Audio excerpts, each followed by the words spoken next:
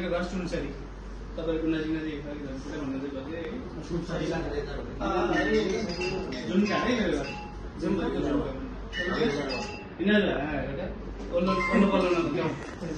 Okay अब कति वर्ष उयो गर्नुभएको तपाईँको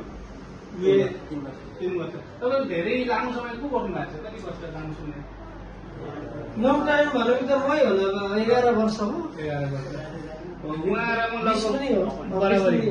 ओके 15 वर्ष ओके मेरो 2011 बाट है अब हामी लामो समय विदेश बसेपछि के हुन्छ भन्दाखेरि हामी के गर्छौँ पैसा कमाउँछौँ अनि सेलेरी आएपछि सबै पैसा पठाउँछौँ घरमा अनि हामीसँग पकेटमा 50-100 हुन्छ महिना मर्दा जस्तो पनि छिरिन्छ घरमा हामीले पठाएको हुन्छौँ घरमा जो पनि छिरिन्छ हाम्रो पकेटमै छिरिन्छ अब हामी के गर्नु पर्यो भने अलिक स्मार्ट तरिकाले सोच्नु पर्यो बचत गर्नु पर्यो होइन बचतको लागि तपाईँले कसले के गर्नुहुन्छ के सेभिङको उपायहरू नेपालमा जुन सरकारको ब्याङ्क एकाउन्ट त्यसैमा अथवा अरू पैसा रेमिटेन्स खाता कसले खोल्नु भएको छ रेमिटेन्स खाता नेपालको ब्याङ्कमा कसको ब्याङ्कमा खाता छ कसको नेपालको ब्याङ्कमा खाता छ प्राय सबैको छ होइन अब तपाईँले के गर्नु पर्यो भनेदेखि तपाईँले जुन ब्याङ्कमा खाता खोल्नुभएको छ त्यो ब्याङ्कलाई एउटा इमेल पठाउनु पर्यो मेरो खातालाई रेमिटेन्स खाता बनाइदिए भन्नु पर्यो रेमिटेन्स खाता बनाएर त्यही ब्याङ्कबाट तपाईँले डिम्याट खोलेर आइपिओ भर्नुभयो भने वैदेशिक रोजगारमा भएका नेपालीको लागि 10% आइपिओ चाहिँ आरक्षण गरिएको सुरक्षित गरिएको छ आइपिओ भनेको कसलाई थाहा छ सेयर भनेको सुन्नु सेयर मार्केटमा 2 खालको कारोबार हुन्छ एउटा प्राइमरी मार्केट त्यो चाहिँ सबैले किन्न मिल्छ होइन अनि सेकेन्डरी मार्केट त्यो पनि सबैले किन्न मिल्छ तर सेकेन्डरी मार्केटमा किन्नको लागि चाहिँ अर्को तपाईँको अर्को एकाउन्ट खोल्नुपर्छ फेरि कारोबार गर्ने एकाउन्ट ब्रोकर कम्पनीहरू हुन्छन् त्यो ब्रोकर खाता खोल्नुपर्छ अनि फेरि त्यो इन्भेस्ट गर्न मिल्छ तर आइपिओ चाहिँ इनिसियल पब्लिक अफरिङ भन्छ त्यो चाहिँ कुनै पनि कम्पनीले सुरुमा कम्पनी खोल्ने बित्तिकै अथवा कम्पनी सीमित पब्लिकमा जाने भएपछि उनीहरूले पब्लिकलाई सेयर बेच्नुपर्छ त्यति बेला सर्वसाधारणलाई हाम्रो कम्पनीको सेयर किन भनेर खुलाउँछ क्या त्यति बेला खुलाउँदाखेरि हामीले पनि भर्न पाइन्छ वैदेशिक रोजगार भएका नेपालीलाई धेरै आइपिओ भरौँ उनीहरूलाई अपर्च्युनिटी होस् किनकि उनीहरूले रेमिटेन्सको सहयोग गरिरहेछन् भन्छ सरकारले आयोजन लिएको छ त्यसको लागि तपाईँले रेमिटेन्स खाता खोलेर एटलिस्ट 6 महिनामा 50,000 रुपियाँ त्यो रेमिटेन्स खातामा जम्मा गरेर होइन अनि त्यो किन्न सक्नुहुन्छ त्यो भनेको भोलिको लागि हाम्रो भविष्यको लागि बचत हो होइन मैले बचत गर्ने उपाय सिकाउँछु है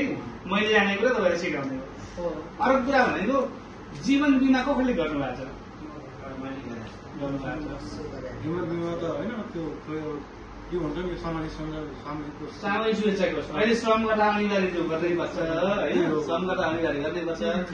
सामाजिक सुरक्षा कोषमा पनि राम्रो फाइदा छ तर हामी के गर्छौँ भन्दाखेरि श्रम गर्ने बेला अनिवार्य गर्नुपर्छ भन्छौँ त्यो जसले हाम्रो श्रम गरेर त्यसलाई 2308 रुपियाँ दिन्छौँ उसले गरिदिन्छ अनि हामीले बिर्स्यौँ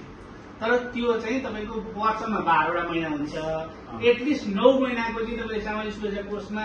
2308 रुपियाँ तपाईँले योगदान गर्नुभयो भनेदेखि तपाईँको छोरा छोरी र श्रीमतीलाई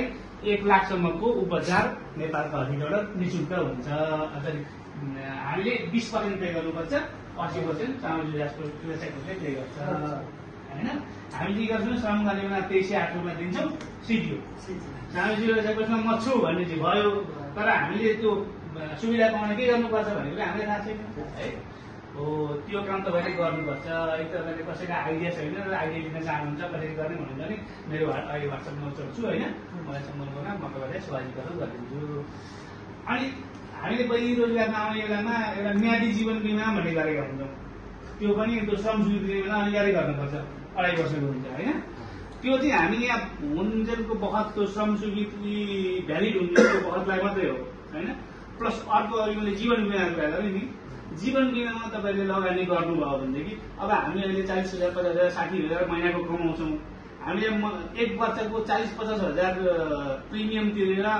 5-6 लाखको 7 लाखको बिमा गर्न ठुलो कुरा होइन किनकि हामी कमाउँदैछौँ नि त त्यो पैसा चाहिँ कहिले काम लाग्छ भने जहिले हामी कमाउन सक्दैनौँ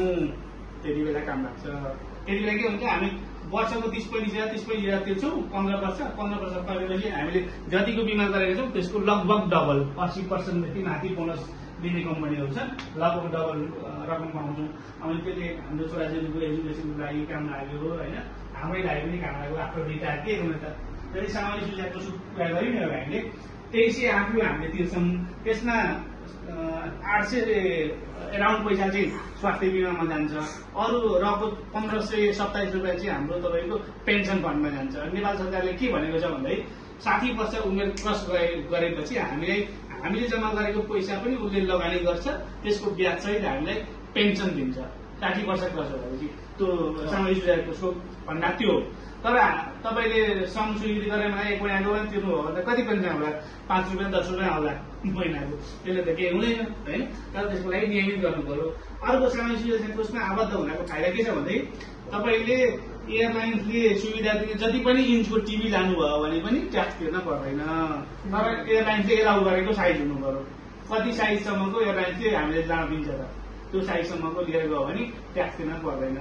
त्यो पनि हामीलाई फाइदा हो। अर्को कुरा हामी बचतको लागि अब 2 वर्षमा छुट्टी जान्छौँ, 25 ग्रामसम्मको सुनको गहना लिएर जान पाइन्छ। त्यो तपाईँलाई थाहा होला होइन। त्यो भरिया बनेर जानुभन्दा आफ्नै सेभिङको लागि 1 तोला 2 तोलासम्मको गहना बनाएर लानु आफ्नो लागि फाइदाजनक हो। अरू थुप्रै त्यस्ता स्किमहरू छन् जसले चाहिँ हामी पहिलेदेखि रोजगार भएको नेपालीको भोलिको भविष्य सुनिश्चित होस् भनेर स्किमहरू ल्याएका छन्। त्यसमा तपाईँहरू आबद्ध भइरहनु हो भने त्यो मैले अघि तपाईँलाई त्यो पेजमा जोडेको छु, त्यहाँ पनि हामी बेला बेला यस्ता कुराहरू हालिरहन्छौँ, हेर्दै गर्नुहोला होइन। तपाईँलाई के जानकारी